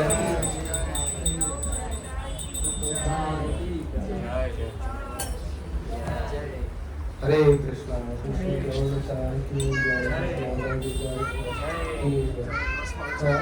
ಇವರು ನಿಷ್ಕಳಂಕ ಅಕಳಂಕ ಗೌರಚಂದ್ರ, ಅವರು ದಿಲ ದರ್ಶನ್, ಸಕಳಂಕ ಚಂದ್ರೇರ ಕೋಣ ಪ್ರವಚನ ಅಂತಾರೆ. ಏನು ಈ ನಿಷ್ಕಳಂಕ ಗೌರಚಂದ್ರ ಅವ್ರದ್ದು ಜನ್ಮ ಆಯ್ತು, ಅವರು ದರ್ಶನವನ್ನು ಕೊಟ್ಟರು.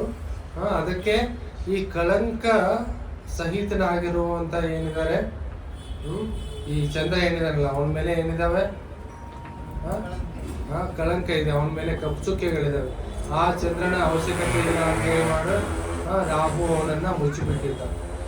ಅದಕ್ಕೋಸ್ಕರ ನಾವು ಆ ಕಳಂಕ ಗೌರಚಂದ್ರ ಈಗ ದರ್ಶನ ಕೊಡ್ತಾ ಇದ್ದಾರೆ. ಅವ್ರ ದರ್ಶನವನ್ನು ಮಾಡೋಣ, ಅವರ ಒಂದು ಆರತಿಯನ್ನು ಮಾಡೋಣ. ಈಗ ಇವತ್ತಿನ ದಿವಸ ಅತ್ಯಂತ ವಿಶೇಷ ದಿವಸ.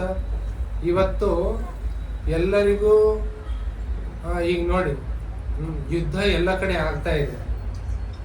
ನಾವು ತುಂಬಾ ಅಲರ್ಟ್ ಇರಬೇಕು. ಈಗೇನಾಯ್ತು, ನಮ್ಮ ದೇಶದ ಪ್ರಧಾನಮಂತ್ರಿಗಳು ಹೋಗಿ ಬಂದು ಮಾರನೇ ದಿವಸನೇ ಯುದ್ಧ ಪ್ರಾರಂಭ ಆಗಿದೆ. ಆರೋಪ ಮಾಡ್ತಾ ಇದ್ದಾರೆ, ಪ್ರತಿಭಟನೆ ಮಾಡ್ತಾ ಇದ್ದಾರೆ. ಏನೋ ಭಾರತದ ಸಪೋರ್ಟ್ ಇದೆ ಅಂತೇಳಿ ಎಲ್ಲ ಕಡೆಗೆ ಏನೋ ಬೆಂಕಿ ಹುತ್ತಿ ಉರಿತಾ ಇದೆ. ಇದಕ್ಕೆ ಹೇಳ್ತಾರೆ ಕಾಡ್ಗಿಚ್ಚು ಅಂತ ಹೇಳ್ತಾರೆ.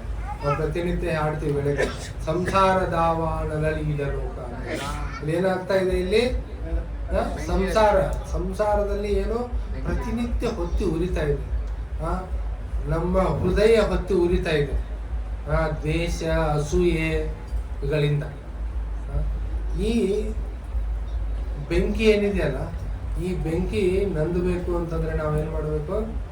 ಭಗವಂತನ ಆಶಯ ತಗೊಂಡು ಹೃದಯದಿಂದ ಸಘನ ಓಂಕಾರ ಅಂತ ಹೇಳ್ತಾರೆ. ಏನ್ ಮಾಡಿದ್ರು ಅದ್ವೈತ ಆಚಾರ್ಯ ಅವರು ಹೃದಯಾಂತರಾಳದಿಂದ ಭಗವಂತನ ನಾಮಸ್ಮರಣೆ ಏನ್ ಮಾಡಿದ್ರು. ಕಲಿಯುಗದಲ್ಲಿ ಒಂದೇ ಮಾರ್ಗ, ಬೇರೆ ಯಾವುದೇ ಮಾರ್ಗ ಇಲ್ಲ. ಅದಕ್ಕೆ ಬೃಹನ್ನಾರದ ಪುರಾಣದಲ್ಲಿ ಹೇಳಲಾಗಿದೆ, ಹರೇರ್ನಾಮ ಹರೇರ್ನಾಮ ಹರೇರ್ನಾಮೈವ ಕೇವಲಂ ಕಲೌ ನಾಸ್ತೈವ ನಾಸ್ತೇವ ನಾಸ್ತೇವ ಗತಿರನ್ಯತಾ. ಕಲಿಯುಗದಲ್ಲಿ ಹರಿನಾಮ, ಕೇವಲ ಭಗವಂತನ ನಾಮಸ್ಮರಣೆಯನ್ನು ಬಿಟ್ರೆ, ಭಗವಂತನ ನಾಮಸ್ಮರಣೆಯನ್ನು ಬಿಟ್ರೆ, ಭಗವಂತನ ನಾಮಸ್ಮರಣೆಯನ್ನು ಬಿಟ್ರೆ ಬೇರೆ ಯಾವುದೇ ಮಾರ್ಗ ಇಲ್ಲ. ನಾಸ್ತಿ ಏವ ನಾಸ್ತಿ ಏವ ನಾಸ್ತಿ ಏವ, ಬೇರೆ ಯಾವುದೇ ಮಾರ್ಗ ಇಲ್ಲ, ಬೇರೆ ಯಾವುದೇ ಮಾರ್ಗ ಇಲ್ಲ ಅಂತಾನೆ. ಕಲಿಯುಗದಲ್ಲಿ ಧರ್ಮ ಪ್ರಾರಂಭವಾಗುವುದೇ ಭಗವಂತನ ನಾಮಸ್ಮರಣೆ ಅಂತ ಹೇಳಿದೆ. ನಾಮ ಸಂಕೀರ್ತನಂ ಯಶ್ಚ ಸರ್ವ ಪಾಪ ಪ್ರಣಾಶನಂ ಪ್ರಣಾಮಿ ದುಃಖ ಶಮನಸ್ ತಂ ನಮಾಮಿ ಹರಿಂ ಪರಂ. ಭಾಗವತದ ಕೊನೆಯ ಶ್ಲೋಕ ಇದೆ. ನಾಮ ಸಂಕೀರ್ತನಂ ಯಶ್ಚ, ಭಗವಂತನ ನಾಮಸ್ಮರಣೆ ಮಾಡೋದ್ರಿಂದ ಏನಾಗುತ್ತೆ? ಸರ್ವ ಪಾಪ ಪ್ರಣಾಶನಂ, ಎಲ್ಲ ಪಾಪಗಳೇನಾಗ್ತವೆ? ಅವು ಸಂಪೂರ್ಣವಾಗಿ ನಶಿಸಿ ಹೋಗ್ತವೆ. ಅದು ಪ್ರಣಾಶನ ಅಂದ್ರೆ ಪ್ರಕ್ಷುಷ್ಟ ರೂಪೇಣ ನಾಶ, ಸಂಪೂರ್ಣವಾಗಿ ಮೂಲದಿಂದ ಅದು ನಾಶವಾಗೋಗುತ್ತೆ. ಸರ್ವ ಪಾಪ ಪ್ರಣಾಮಿ ದುಃಖ ಶಮನಸ್, ಭಗವಂತನಿಗೆ ನಾವು ಪ್ರಣಾಮ ಮಾಡೋದ್ರಿಂದ, ಗೌರವವನ್ನು ಅರ್ಪಣೆ ಮಾಡೋದ್ರಿಂದ, ಅವನಿಗೆ ನಮಸ್ಕಾರ ಮಾಡೋದ್ರಿಂದ ಅಂದ್ರೆ ಎಲ್ಲ ದುಃಖ ಶಮನವಾಗುತ್ತೆ. ತಮ್ ನಮಾಮಿ ಹರಿಂ ಪರಂ ಅಂತ ಪರಮ ಹರಿ ಶ್ರೀ ಕೃಷ್ಣನಿಗೆ ನಾನು ನಮಸ್ಕಾರ ಮಾಡುತ್ತೇನೆ ಅಂತೇಳಿ ಭಾಗವತದ ಕೊನೆಯ ಶ್ಲೋಕದಲ್ಲಿ ಹೇಳಿದೆ. ಆಮೇಲೆ ನಾರದ ಮುನಿಗಳು ಅವರು ತಂದೆ ಸೃಷ್ಟಿಕರ್ತನಾದ ಬ್ರಹ್ಮನಿಗೆ ಅವರು ಪ್ರಶ್ನೆಯನ್ನು ಮಾಡ್ತಾರೆ. ಕಲಿಯುಗದ ಜನರ ಉದ್ಧಾರ ಹೇಗಾಗೋದು, ಅವ್ರದ್ದು ತಾರಣೆ ಹೇಗಾಗೋದು ಅಂತ.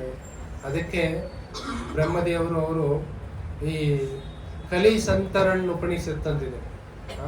ಕಲಿಯುಗದ ಜನರ ತಾರಣೆ ಯಾವ ರೀತಿ ಆಗೋದು, ಒಳ್ಳೆ ಜನರ ಕಲಿಯುಗದಲ್ಲಿ ಯಾವ ರೀತಿ ತಾರಣೆ ಆಗುತ್ತೆ ಅನ್ನೋದು ಆ ಉಪನಿಷತ್ತಿನ ಮುಖ್ಯ ವಿಚಾರ. ಅದರಲ್ಲಿ ಈ ಪ್ರಶ್ನೆಗೆ ಹೇಗೆ ಇವರ ಉದ್ಧಾರ ಆಗೋದು ಅನ್ನೋ ನಾರದ ಮುನಿಗಳ ಪ್ರಶ್ನೆಗೆ ಬ್ರಹ್ಮದೇವರು ಹೇಳ್ತಾರೆ, ಹರೇ ಕೃಷ್ಣ ಕೃಷ್ಣ ಕೃಷ್ಣ ಹರೇ ಹರೇ, ಹರೇ ರಾಮ ರಾಮ ರಾಮ ಹರೇ ಹರೇ. ಇತಿ ಷೋಡಶಾಕ್ಷರಾಣಾಂ ನಾಂ ಕಲಿಕಲ್ಮಷನಾಶನಂ ನಾತಃ ಪರತರೂಪಾಯಃ ಸರ್ವವೇದೇಷು ದೃಶ್ಯತೆ.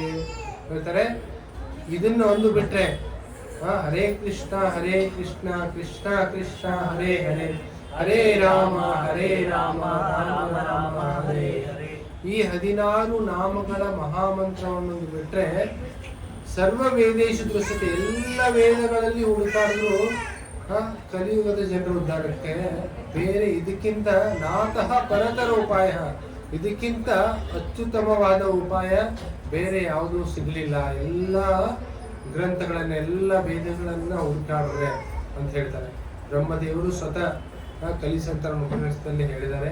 ಈ ಹರೇ ಕೃಷ್ಣ ಮಹಾಮಂತ್ರವನ್ನ ಚೈತನ್ಯ ಮಹಾಪ್ರಭುಗಳು ಅದನ್ನ ಕೊಡ್ಲಿಕ್ಕೆ ಬಂದ್ರು. ಅದನ್ನ ನಾವು ನಾಮಸ್ಮರಣೆಯನ್ನ ಶ್ರದ್ಧೆಯಿಂದ, ಭಕ್ತಿಯಿಂದ, ಪ್ರೇಮದಿಂದ ಮಾಡಿದ್ದೆ ಆದ್ರೆ ನಮಗೆ ಯಾವಾಗಲೂ ಅಭಯ ಇರುತ್ತೆ. ಹರೇ ಕೃಷ್ಣ ಕೃಷ್ಣ ಕೃಷ್ಣ ಹರೇ ಹರೇ, ಹರೇ ರಾಮ ರಾಮ ಹರೇ ಹರೇ. ಈ ಜಗತ್ತಿನಲ್ಲಿರುವಂತ ಎಲ್ಲ ಜೀವಿಗಳು ಅವರು ಭಗವಂತನ ಸಂತಾನ. ಈಗ ನಾವು ಯೂನಿವರ್ಸಲ್ ಬ್ರದರ್ಹುಡ್ ಅಂತೀವಿ. ಯೂನಿವರ್ಸಲ್ ಬ್ರದರ್ಹುಡ್ ಬರಬೇಕಾದ್ರೆ ನಾವು ಯೂನಿವರ್ಸಲ್ ಫಾದರ್ಹುಡ್ ನಾವು ಏನ್ ಮಾಡಬೇಕು, ಅರ್ಥ ಮಾಡ್ಕೋಬೇಕು. ಯಾರು ನಮ್ಮ ತಂದೆ ಅಂತೇಳಿ, who is our common father, ಯಾರು ನಮ್ಮ ತಂದೆ ಅಂತೇಳಿ ನಾವು ಅರ್ಥ ಮಾಡ್ಕೊಳ್ಬೇಕು. ಭಗವಂತನನ್ನು ನಮ್ಮ ತಂದೆಯಾಗಿ ನಾವೆಲ್ಲರೂ ಸ್ವೀಕಾರ ಮಾಡಿದಾಗ ಅದೇನಾಗುತ್ತೆ, ವಸುಧಾ ಏವ ಕುಟುಂಬಕಂ, ಸಂಪೂರ್ಣ ಜಗತ್ತು ಏನೋ ಅದು ಒಂದು ಕುಟುಂಬದ ಹಾಗೆ ಆಗುತ್ತೆ. ಇವತ್ತು ಏನಿದೆ, ನಮ್ಮ ಕುಟುಂಬದಲ್ಲಿ ದೊಡ್ಡ ಬೆಂಕಿ ಬಿದ್ದಿದೆ. ಎಲ್ಲ ಕಡೆ ಏನಾಗ್ತಾ ಇದೆ, ಯುದ್ಧ ಆಗ್ತಾ ಇದ್ದಾವೆ. ಅದಕ್ಕೆ ಎಲ್ಲರಿಗೂ ಇವತ್ತು ಭಗವಂತ ಒಂದು ಆತ್ಮಕ ಶಾಂತಿ ನೀಡಿ ಅವನು ಎಲ್ಲರಿಗೂ ತನ್ನ ಶರಣದಲ್ಲಿ ಆಶ್ರಯವನ್ನು ನೀಡಿ ಅಂತೇಳಿ ಪ್ರಾರ್ಥನೆಯನ್ನು ಮಾಡ್ತಾ ಎಲ್ಲರಲ್ಲಿ ಎಲ್ಲ ಕಡೆಗೆ ಶಾಂತಿ ನೆಲೆಸಲಿ, ಎಲ್ಲರೂ ಭಗವದ್ೋನ್ಮುಖವಾಗಲಿ ಅಂತೇಳಿ ಪ್ರಾರ್ಥನೆಯನ್ನು ಮಾಡೋದು. ಸಂಪೂರ್ಣ ಎಲ್ಲ ಜೀವರಾಶಿಗಳಿಗೆ, ಸಕಲ ಜೀವರಾಶಿಗಳಿಗೆ ನಾವು ಪ್ರಾರ್ಥನೆಯನ್ನು ಮಾಡೋಣ. 3 ಸಾರಿ ಎಲ್ಲರೂ ಜೋರಾಗಿ ಭಗವಂತನೇ ಕೇಳಬೇಕದು ನಮ್ಮ ಹೃದಯಾಂತರಾಳದಿಂದ ಬರಬೇಕು. ಬರೀ ಇಲ್ಲಲ್ಲ, ಅದು ನಾವು ಹೃದಯಾಂತರಾಳದಿಂದ ನಾವು ಭಗವಂತನ ನಾಮಸ್ಮರಣೆಯನ್ನು ಮಾಡಿದ್ರೆ ಏನಾಗುತ್ತದು, ಬ್ರಹ್ಮಾಂಡ ಭೇದಿಸಿ ಹೋಗುತ್ತದು. ಕೃಷ್ಣನಿಗೆ ಅದು ಕೇಳಬೇಕು. ಕೃಷ್ಣನಿಗೆ ಅದು ಕೇಳಬೇಕಂದ್ರೆ ನಾವು ಹೃದಯಾಂತರಾಳದಿಂದ ನಾಮಸ್ಮರಣೆಯನ್ನು ಮಾಡಬೇಕು. ಹರೇ ಕೃಷ್ಣ ಕೃಷ್ಣ ಕೃಷ್ಣ ಹರೇ ಹರೇ, ಹರೇ ರಾಮ ರಾಮ ರಾಮ ಹರೇ ಹರೇ. ಇನ್ನೂ 10,000 ಪಟ್ಟು ಜೋರಾಗಿ ಹೇಳ್ಬೇಕು. ಬ್ರಹ್ಮಾಂಡ ಭೇದಿಸಿ ಹೋಗ್ಲೇ ಇಲ್ಲ ಇದು. ಇಲ್ಲಿ ದಾವಣಗೆರೆಯವ್ರಿಗೆ ಅದು ಕೇಳಿಸಿದೆ ಎಲ್ಲರಿಗೂ. ದಾವಣಗೆರೆಯವ್ರಿಗೆ ಆದ್ರೂ ಕೇಳಿಸ್ಲಿಲ್ಲ. ಮೊದಲು ಅಷ್ಟು ಜೋರ ಹಾಕಿದ್ರು ಹೇಳಿ ಹರೇ ಕೃಷ್ಣ ಕೃಷ್ಣ ಕೃಷ್ಣ ಹರೇ ಹರೇ ಹರೇ ರಾಮ ಹರೇ ರಾಮ ರಾಮ ಹರೇ ಹರೇ. ಇನ್ನೂ ಜೋರಾಗಿ, ಇನ್ನೂ ಇದಕ್ಕಿಂತ ಜೋರಾಗಿ ಹೇಳ್ಬೇಕು.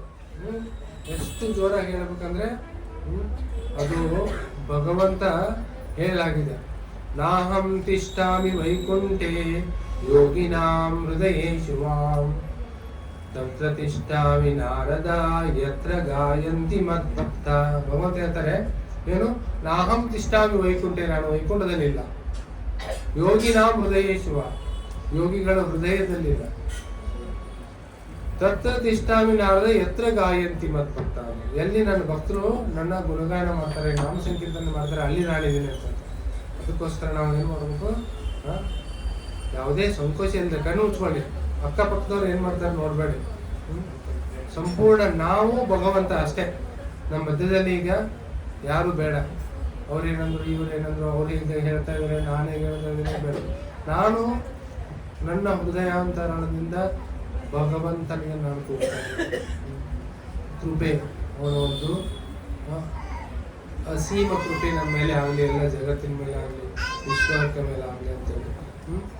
ಹರೇ ಕೃಷ್ಣ ಹರೇ ಕೃಷ್ಣ ಕೃಷ್ಣ ಕೃಷ್ಣ ಹರೇ ಹರೇ ಹರೇ ರಾಮ ಹರೇ ರಾಮ ರಾಮ ರಾಮ ಹರೇ ಹರೇ. ಈ ರೀತಿ ನಾವು ಇವತ್ತು ನಿಮಗೆ ಎಲ್ಲರನ್ನ ನೀವು ನೆನಪು ಮಾಡ್ಕೊಳ್ಳಿ. ಅವರು ನಿಮ್ಮ ತಂದೆ ತಾಯಿಗಳಿರ್ಬೋದು, ಮಕ್ಕಳಿರ್ಬೋದು, ಅಜ್ಜಿ ತಾತಂದಿರಿರ್ಬೋದು, ನಿಮ್ಮ ಮಿತ್ರರಿರ್ಬೋದು, ಬಂಧುಗಳಿರ್ಬೋದು, ನೆರೆಹೊರೆಯವರಿರ್ಬೋದು, ಅಥವಾ ನಮ್ಮ ವೈದಿಗಳೇ ಇರ್ಬೋದು. ಎಲ್ಲರಿಗೂ ಭಗವಂತನ ಕೃಪೆ ಸಿಗಲಿ, ಎಲ್ಲರಿಗೂ ಭಗವಂತನ ಭಕ್ತಿ ಸಿಗಲಿ. ಅವರೆಲ್ಲ ಕಷ್ಟಕೋಟಲೆಗಳಿಂದ ಪ್ರತಿಯೊಬ್ಬರು ಅವರು ಮುಕ್ತಿಯನ್ನು ಹೊಂದಲಿ, ಅವ್ರಿಗೆ ಭಗವದ್ ಭಕ್ತಿಯ ಮಾಡುವ ಅವಕಾಶ ಶೀಘ್ರ ಲಭಿಸಲಿ ಅಂತ ಹೇಳಿ ಶ್ರೀ ಚೈತನ್ಯ ಮಹಾಪ್ರಭುಗಳ ಚರಣ ಕಮಲಗಳಲ್ಲಿ ನಾವು ಇವತ್ತು ಪ್ರಾರ್ಥನೆಯನ್ನು ಮಾಡ್ತಾ ಪ್ರತಿಯೊಬ್ಬರನ್ನು ನೆನೆಸ್ಕೊಳ್ಳಿ. ಎಲ್ಲರಿಗೂ ಇದು ಭಕ್ತಿ ಸಿಗಬೇಕು, ಎಲ್ಲರಿಗೂ ಅವರಿಗೆ ಏನಾಗಬೇಕು, ಭೌತಿಕ ಸಂಸಾರದ ತಾಪತ್ರಯಗಳಿಂದ ಮುಕ್ತಿ ಸಿಗಬೇಕು, ಅವರಿಗೆ ಭಕ್ತಿ ಸಿಗಬೇಕು, ಅವ್ರಿಗೆ ಭಗವತ್ ಸೇವೆ ಸಿಗಬೇಕು ಅಂಥೇಳಿ ಪ್ರತಿಯೊಬ್ಬರನ್ನ ನೆನಪಿಸ್ಕೊಂಡು, ನಾನು ಹೇಳಿದ್ನಲ್ಲ, ನಿಮ್ಮ ಮಕ್ಕಳಿರ್ಬೋದು, ನಿಮ್ಮ ತಂದೆ ತಾಯಿಗಳಿರ್ಬೋದು, ತಾತಂದ್ರಿರ್ಬೋದು, ಏನೇ ನೆರೆಹೊರೆಯರಿರ್ಬೋದು, ಬಂಧು ಬಾಂಧವರಿರ್ಬೋದು, ಮಿತ್ರರಿರ್ಬೋದು, ವೈರಿಗಳೇ ಇರ್ಬೋದು, ಎಲ್ಲರಿಗೂ ಒಳ್ಳೆಯದನ್ನು ಬಯಸ್ತಾ ಅವ್ರಿಗೆಲ್ಲರನ್ನ ಒಂದ್ಸರಿ ಸ್ಮರಣೆ ಮಾಡಿ ಎಲ್ಲರಿಗೂ ಭಗವದ್ ಭಕ್ತಿ ಸಿಗಲಿ, ನಾಮಸ್ಮರಣೆ ಸಿಗಲಿ ಅಂತೇಳಿ ಪ್ರಾರ್ಥನೆಯನ್ನು ಮಾಡ್ತಾ ಒಂದ್ಸಾರಿ ಎಲ್ಲರಿಗೋಸ್ಕರ ಚೈತನ್ಯ ಮಹಾಪ್ರಭು ದಂಡದಲ್ಲಿ ಪ್ರಾರ್ಥನೆಯನ್ನು ಮಾಡಿ ನಾವು ಜೋರಾಗಿ ಹರೇ ಕೃಷ್ಣ ಮಹಾಮಂತ್ರ. ಹರೇ ಕೃಷ್ಣ ಹರೇ ಕೃಷ್ಣ ಕೃಷ್ಣ ಕೃಷ್ಣ ಹರೇ ಹರೇ ಹರೇ ರಾಮ ಹರೇ ರಾಮ ರಾಮ ರಾಮ ಹರೇ ಹರೇ. We are number 1, first prize. ಎಲ್ಲರಿಗಿಂತ ಜೋರಾಗಿ ತುಂಬಾ ಎಲ್ಲರಿಗೂ ಧನ್ಯವಾದ. ಈಗ ಭಗವಂತನ ಆರತಿ ಆಗುತ್ತೆ, ಆರತಿ ಮಾಡೋಣ. ಆರತಿ ಕೀರ್ತನೆ ನಂತರ ಎಲ್ರಿಗೂ ಪ್ರಸಾದ ಇರುತ್ತೆ. ಯಾರಿಗಾದ್ರೂ ಏನಾದ್ರು ಪ್ರಶ್ನೆ ಇದೆಯಾ? ಪ್ರಸಾದ ಲೇಟ್ ಆಯ್ತು ಯಾಕಂತ